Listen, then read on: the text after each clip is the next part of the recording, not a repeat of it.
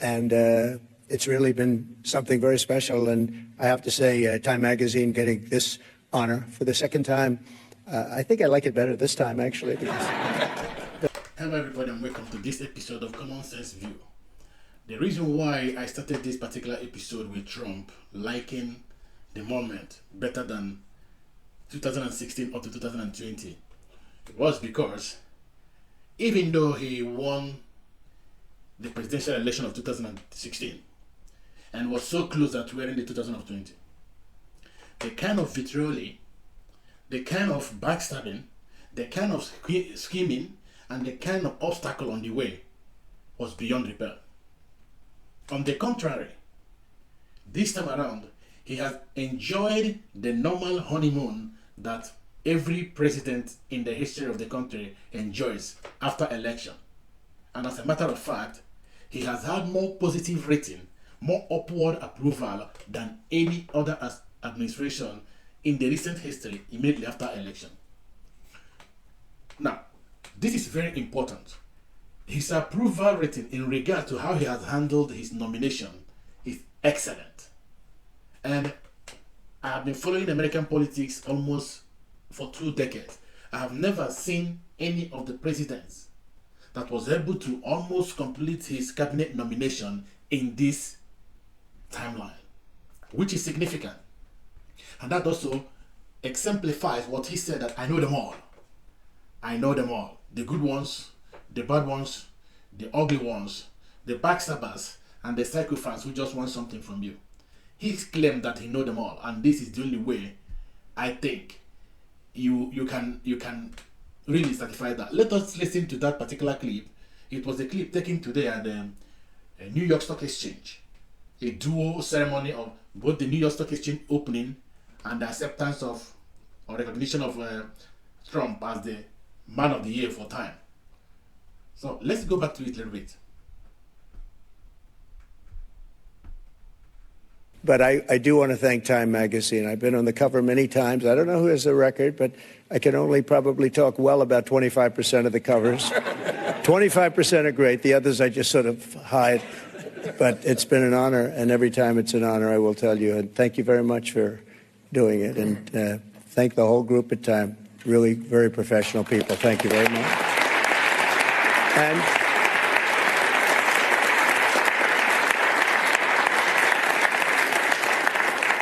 And to Jeff and all of the people from the New York Stock Exchange, he knows how much I like it because many years ago I bought a building across the street. I wasn't going to buy it. Then I said, you know, it's right next to the New York Stock Exchange. I'm going to buy it. We've had great success. 40 Wall Street, we've had tremendous success with it. But you've really had success with the New York Stock Exchange. It's an incredible group of people. And, Jeff, you have done an incredible job, you and your group. And what a beautiful speech you made. Thank you very much. That was some introduction of all of us.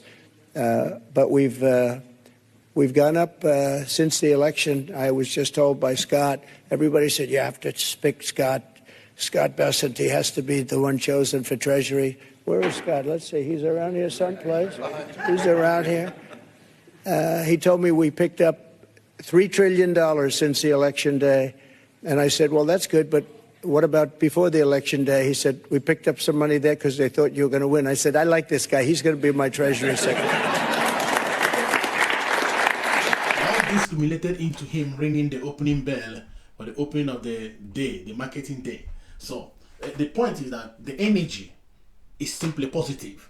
The aura is simply positive. And even the media he attacks at every single time he got the opportunity got some praises this time. They were really professional people. What does it entail?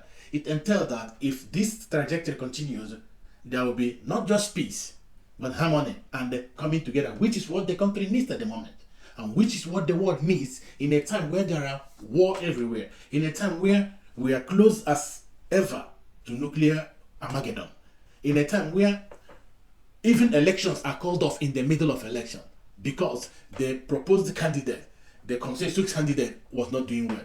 And that leads me to the next point of this post, which happened to be the martial law declared in North Korea and in South Korea. Why do I have to mention that? It has been almost like silenced out, but some people have their eyes on it. South Korea witnessed something that was completely unusual Just last week, the president, in the middle of nothing, declared martial law. His claim was that there were elements of the North Korean influence bringing in communism into their system. You never know what he has. Probably there was, probably there was not. But he followed the instruction of his general, who later on rendered his resignation. But since then, there have been lots and lots of riots or demonstrations, movement up and down, and then the opposition party, who, if you read the things preceding the incident, who have made the people ungovernable, who have made the system unworkable, who have made it impossible for him to govern by opposing every single thing he puts on the table and going as further as investigating his wife for corruption. Who are this opposition? They're on the left. Why are the left that way? When they don't win, they're on the attack. A healthy opposition is really important for the health of the country.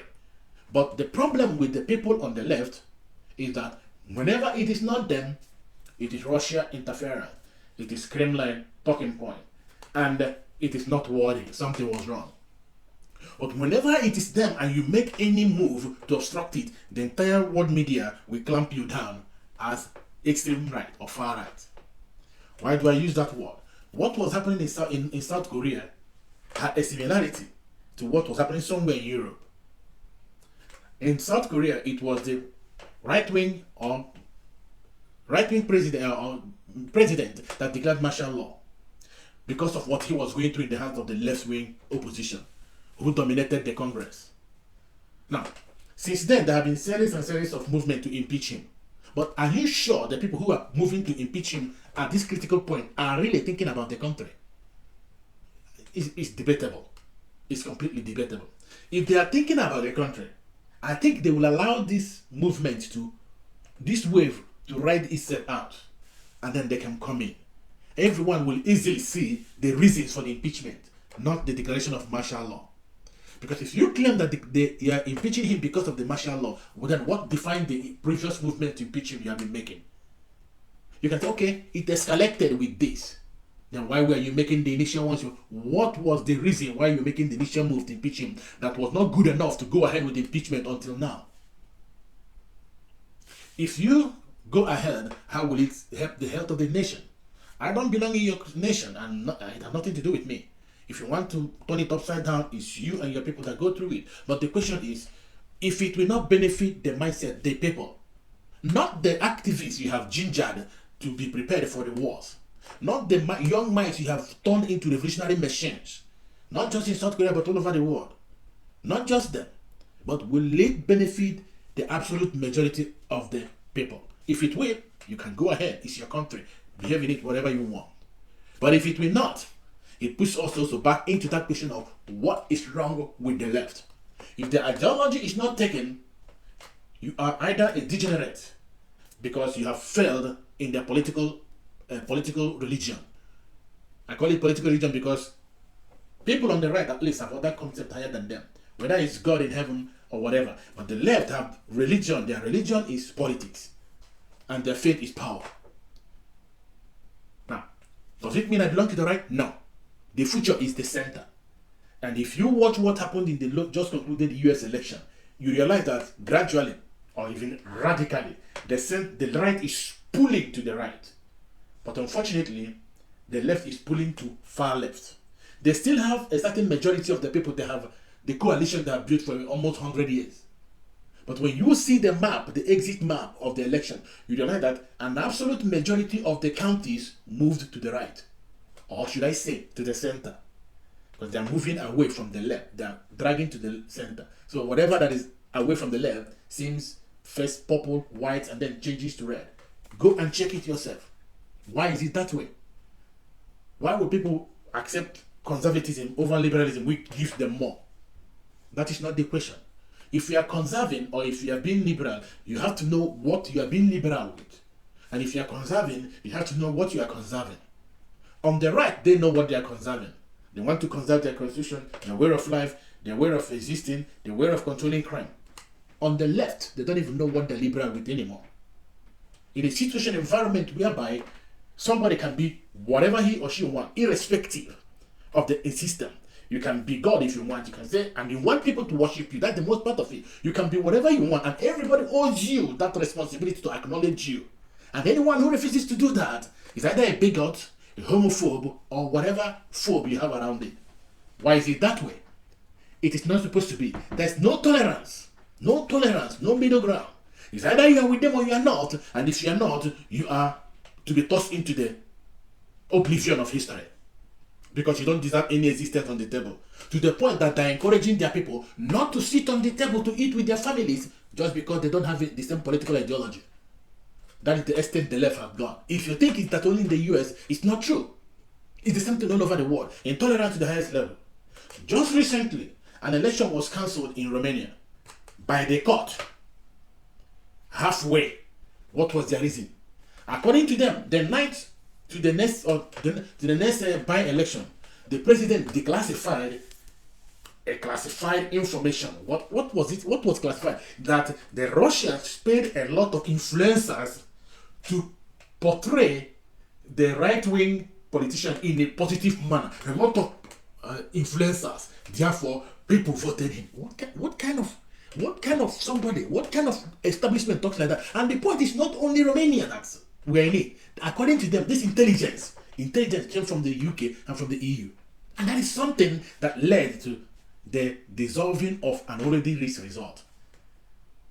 What sense does it make? If the Russians can pay for influencer, maybe 25,000, maybe 100,000, maybe 1 million, to portray this man in a good form, why can't the state who are behind the woman that is going against this other guy pay for 1 million people to do the same? To portray her in a good image? No. Rather, they will squash it. No, it's always the Kremlin. It's Russia that is falling. Russia that is like deep in the hole, struggling to survive, still controlling countries. They might be so mighty. They might be so superpower that even though they are dying trying to survive the coordinated sponsorship of Ukraine, they still have the time to spend a lot of money in buying influencers, some of them up to $300,000. $300,000 to a country like Romania. The point is, there's no way to say this to make it make sense. Unfortunately, you can't make this up. It's just the way it is. That was the reason why their court cancelled that election. When the similar thing happened in Sweden at their last election. The current government, the government of the SD, are, in my understanding, won the majority, but not enough to form independent government. But they were not even given the opportunity to form the government when it didn't work with the others. And I asked, why not? You call them racist, okay? But the people voted them. If people voted them, you have to give them the time to form the government. If they can't form government, then they will make a deal. What will the deal be about? To shield off the extreme in their party in order to accommodate the middle people in the other parties. Because every party have extremists in them. The Christ Democrats have extremists in them. The Social Democrats have extremists in them. The left have extremists in them. So that's what I mean at the beginning, that the future is in the middle. So if you are giving them the right to form government, what will they do? You give the right with some responsibility. And that is not exclusive to them, to be exclusive to any other party in future that want to form a government if they don't get the 51% majority. That is it. It's not only in Sweden. Go to Nigeria. The election they had.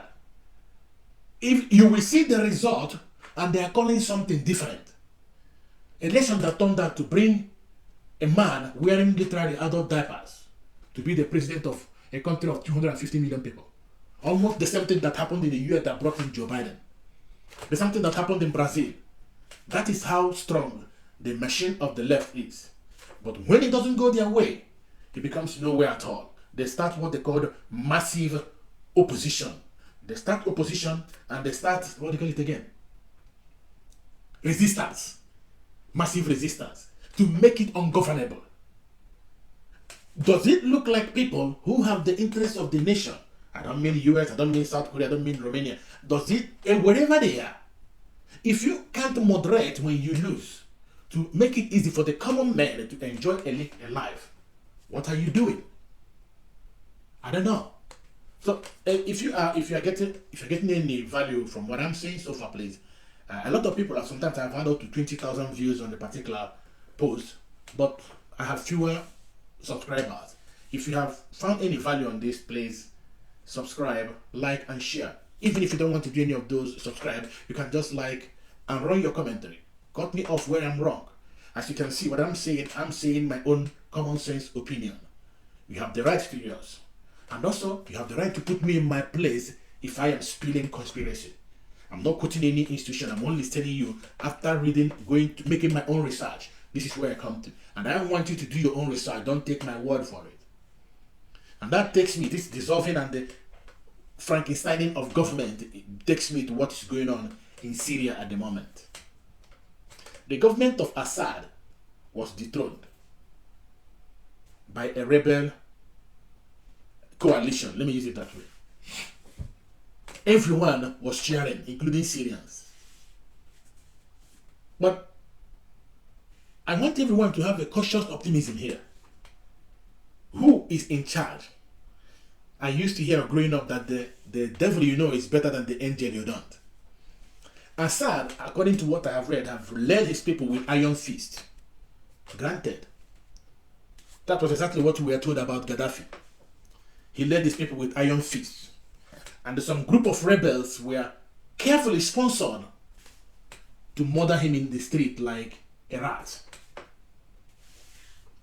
When Saddam Hussein was murdered by the US government, he made a statement. He told Mubarak and Assad that they have killed Hussein. The next will be you. And a lot of people laughed. They're coming after you. People laughed. Even though he would have been laughing last if they didn't come after him first. When Gaddafi was toppled, what happened? That entire bottom pot crashed.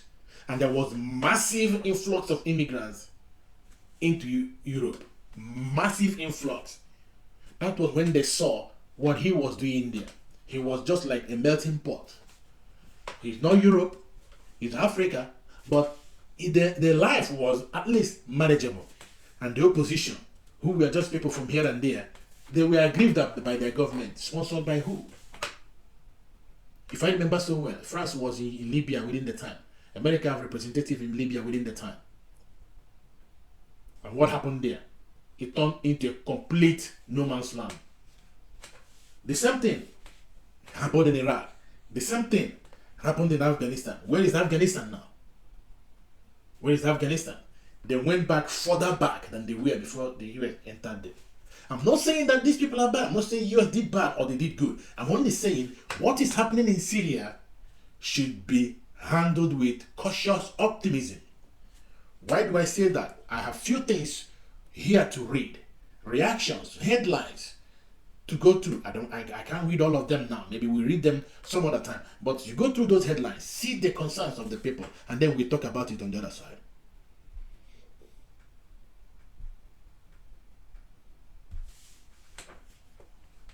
This is from Reuters. You see what they say? Syrian refugees in Europe fear being forced home after Assad fall. They fear being forced home after Assad fall. Why are they afraid? Asylum requests of thousands of Syrians in EU on hold. Prospect of returning home fills many with dread. Families reluctant to leave behind security of Europe. Okay. Now, why is this significant? This is significant because when the news of the toppling of Assad came through the air, Syrians all over the world, including where I am now and the US, were rejoicing. And what happened next? The Migration Vacate, that is the immigration office, not just in Sweden, but mostly all over Europe, decided that, started thinking about they will go home. If there's a reason why they're out here, because a dictator was holding them hostage. And now that dictator is deposed. It's time to go home. And one man was writing, I think it is in a comment. Wouldn't they go home? Well, for me, I have to give my own opinion. My opinion is, who is in charge? Who is in charge in Syria? Who? This is a coalition of rebels, not one organization.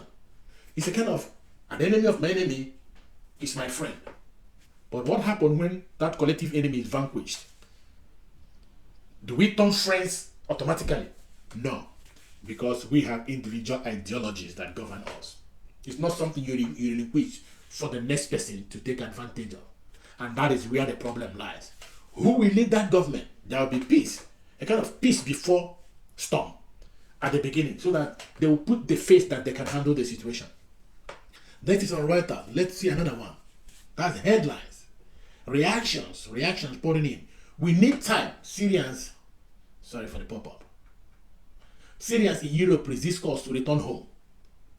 You see, we need time. Syria, we need time. But isn't it common sense? Even if they must go home, at least they have to put things together. There has to be home in the first place. Because the last time I read, people are still looking for loved ones who either disappeared before the war or within the war. Because it wasn't a peaceful thing. It was a bloody takeover. A real bloody takeover. Now, this is ABC News. EU countries doubled down on halt to Syrian asylum claims, but won't send people back. Some European Union countries are doubling down on their decision to rapidly halt asylum procedures for Syrian migrants in Europe. Yeah, every country have the right to their own citizenship. They have also the right to who they deal it out to. Some European Union countries thought they doubled down on their decision to rapidly halt asylum procedure for Syrian migrants in Europe, but said that it was too early to consider sending any of the hundreds of thousands of people who have fled since 2001 back home. Austria, Belgium, Germany, Greece, Finland, Ireland, Sweden, and non-EU country Norway suspended asylum applications from Syrians in the wake of Bashar Assad's fall. France is weighing whether to take similar action, at least until Syria's new leadership and security conditions become clearer. You see, it is not that easy. It is not that simple. You can't just bundle people home. I'm not the one making the decision. But when you bundle them home, to what are you bundling them home? So it's not enough to rejoice that the dictator is away. He is a dictator, but there were some spaces he was occupying that will make disaster if they're not handled well. What is one of those positions? He was protecting biological weapons. It is understood that he was the one that built them. But imagine those biological weapons fall into wrong hands. Into the hands that wouldn't be protecting them but are ready to use them here and now. What would be the situation for the world? It is easy to sponsor rebels because you can't tell me that these rebels, after they were squashed 4 years back, were able to regroup, build an economy and the financial power and military power to be able to topple a sitting government without getting outside help. That is just like telling me that you are walking on water because you watched the picture of Jesus Christ doing it. Even faith, you can do that, but not this one. This is beyond grace. But if you can believe that, then you can believe everything. There's no way they won this revolution without external help. Those external help now, where are they? If the world wouldn't have found a better way of relieving this dictator, his position, then they better find a way to control this ticking time bomb called coalition of rebels before it becomes worse. Remember, it wasn't 10 years back that ISIS was operating there. It was less than a decade. And the remnant have been fighting on that land because if you remember, that same night the Assad government fell, US released about several strikes on ISIS positions. And Israel have been striking to destroy some of the chemical weapon dumps. I don't know where they got the right to do that in another man's country. But whose country are they striking now? It has to be defined. So this is with cautious optimism. Now, I have few other things here. This is the one I just realized from the ABC News. Then you go to the AP, Associated Press. Israeli warplanes pound Syria as troops reportedly advance deeper into the country. Yeah, Israel is sending troops into Syria. I thought they are still fighting with the Hamas. I don't know when they have extra power. Damascus, Syria. Israel carried out a wave of heavy strikes, air strikes across Syria as his troops advanced deeper into the country. A Syrian opposition one monitor said Thursday, and the Israeli defense minister announced that his force has destroyed Syrian navy. Israel acknowledged pushing into buffer zone inside Syria following the overthrow of President Bashar Assad, but it remained unclear if Israel soldiers had gone beyond that area, which was established more than 50 years ago. Israel denied that it was advancing on the Syrian capital of Damascus. The Israeli military said Tuesday that it carried out more than 350 strikes in Syria over the last 48 hours, hitting most of the strategic weapons stockpile in the country to stop them from falling into the hands of extremists. Well, I don't know where Israel got the right to do that, and I don't know if even I'm allowed to say that. But whatever it is, if we are rejoicing that the government of Assad was toppled, I don't know why we will not be rejoicing that what he left behind is left into the hands of the people who toppled him.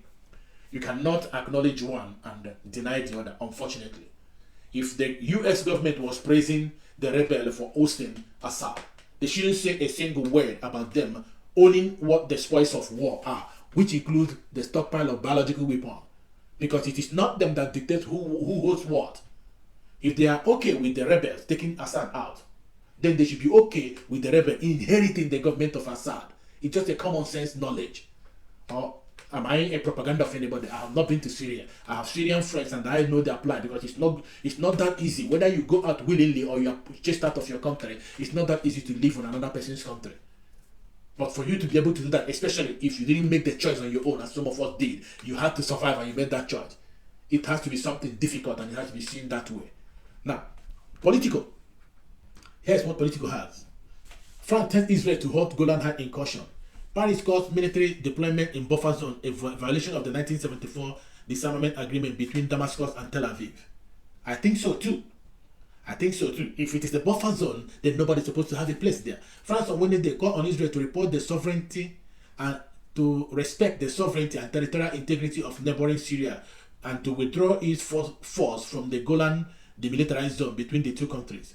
As stated by the UN, any military deployment in the buffer zone between Israel and Syria is a violation of the 1974 disengagement agreement, which must be respected by its signatories, Israel and Syria, said a French foreign ministry spokesman at a press briefing. France calls on Israel to withdraw from this area. I think I support that call. If it is a buffer zone, it is a buffer zone. If it is a demilitarized zone, it is a demilitarized zone. Nobody, not the Syria, and of course not the Israeli, has the right to be there. It's a buffer zone for a reason. You cannot, because you have the power. If might is right, then no one will stand. You cannot, because you have a stronger military power, you rain it on the people who are already struggling out of a long war to host their dictatorial president. I'm not talking because I'm on their side. A position Trump took seems more reasonable to me. It's their fight. Let them fight it out. At the end of the day, they cannot kill everyone that supported Assad, because they are still the same people. They are still your people. If you kill them, then you are not better than the Assad regime you hosted. Yeah, some people will have to be punished for their offense, but maybe in jail of fair trial first, and then according to what the judgment is, they follow the course of the law. If you kill them, then you are worse than the person you call a dictator. And Israel should stay in their own country. Mind your own business. This is another one from Reuters. Syrian rebel leader, after Assad Oster tightens his grip on the state. What else do you expect? Damascus rebel leader Ahmad at al-Shara's Islamist group is stamping his authority on Syria state with the same lightning speed that it seized the country, deploying police, installing an interim government, and meeting foreign envoy, raising concerns over how inclusive Damascus new rulers intend to be. Since Sarah's Hayat Tahrir al-Sham HTS group swept Bashar al-Assad from power on Sunday at the head of a rebel alliance, its bureaucrats, who until last week were running an Islamist administration in a remote corner of Syria's northwest, have moved into government headquarters in Damascus. Remember, even though an enemy of your enemy might be your friend, when the enemy is vanquished, you are back to square one. However this man handles this interim government will determine what the tomorrow of this new government will be. You never know. Sometimes with much power comes much responsibility.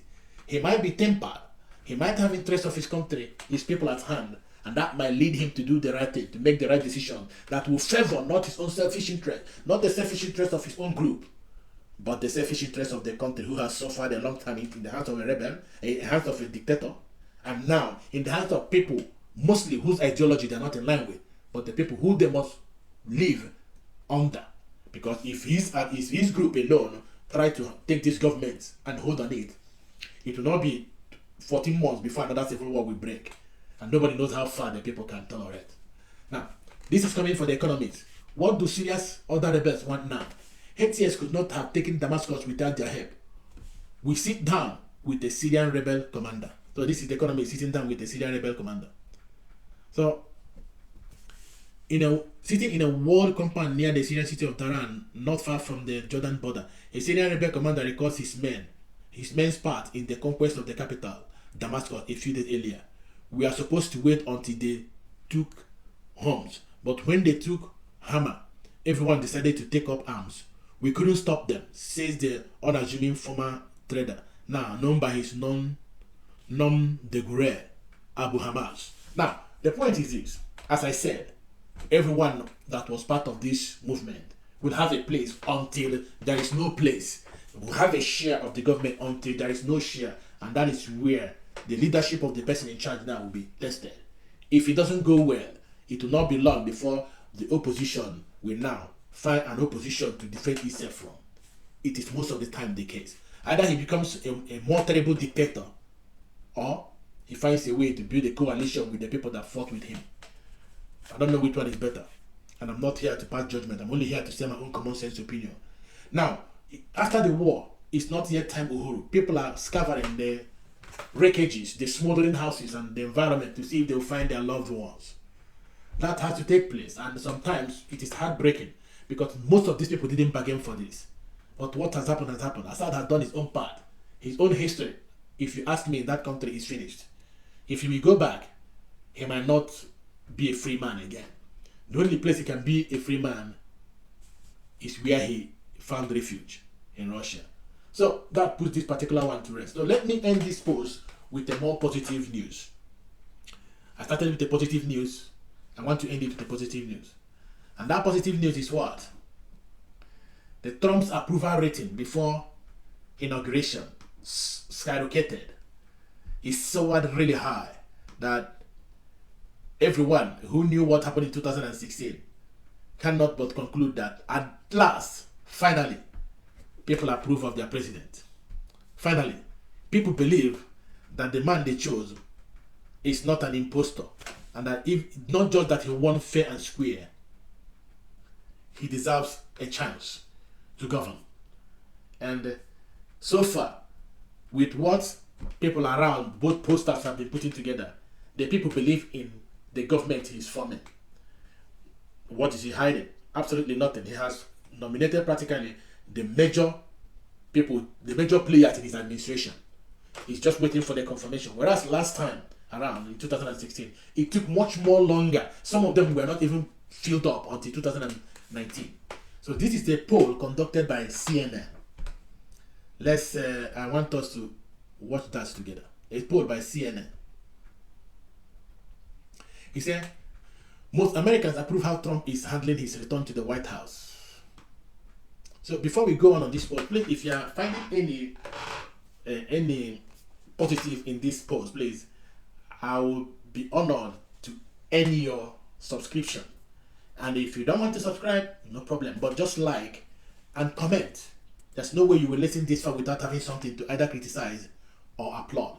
Show it by writing something on the comment. I will appreciate it. But still, if you can, I like your subscription. So most Americans expect President-elect Donald Trump to do a good job upon his return to the White House next month. 54% and the majority approves of how he's handling the presidential transition so far. 55% according to a new CM poll conducted by SSRS. Trump won the president last month amid broad disapproval of President Joe Biden's handling of the job and deeply negative feeling about the state of the country and the economy. Almost 7 in 10 Americans in the new poll think Trump will be able to bring change to the country. 68%, though only about half of Americans said they think it will be change for the better. Okay, they believe there will be change, but fewer believe it will be change for the better. What a state of optimism! The findings suggest the president-elect has earned a honeymoon period with the public as he prepares to return to the White House after being voted out 4 years ago amid broadly negative approval rating of his own. Okay, the country's mood appears to have lifted following Trump's win, at least in part due to the type of shifting partisan sentiment often seen in wake of election, where the presidency changes partisan hands. Overall, see say that things in the country are going badly. Yeah, they have been going badly, and even it's getting better in the poll because it used to be 72%, now it's 61. So that means there is optimism that he will actually make a change. No, that is it. The news about his coming in is being welcomed with an open hand, and it's up to him to make the changes he claimed he will make. Here is the graph of the polls, and if he does, which I believe in my heart he will do that, because first, that guy likes being praised. Of course, everyone does, but Trump likes it a little bit more. If there is no stronger motivation, that selfish interest of being praised is a big one. And if that alone is what motivates him to do what he promised to the people, starting from no tax on thieves, no tax on social security, deporting those who committed crime first, especially making the city safe, working on all those environmental friendly stuff, and making the people's pocket lively by reducing the cost of things, especially cost of gas and cost of food. If he can get these ones right in the first 100 days, especially grocery, gas, and the crime, then he'll be on the best footing to be the best president of his lifetime. And on that note, I thank you so much for being with me this night or this period. And until we meet again,